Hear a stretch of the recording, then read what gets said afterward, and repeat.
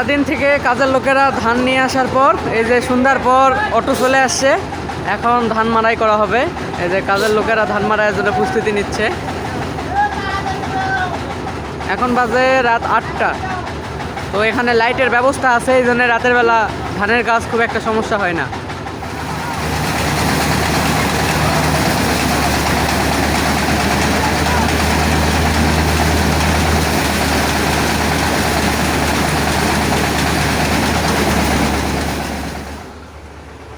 উপর দিক থেকে,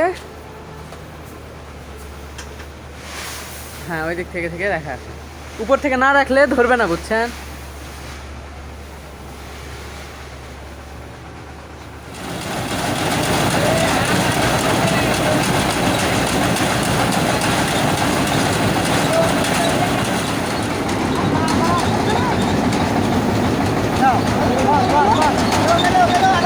না না, এখন ভালো করে বিছান, ভালো করে বিছান, তাহলে হবে না।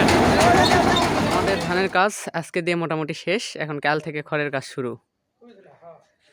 এই সিজনের মতো ধানের কাজ এখানে শেষ।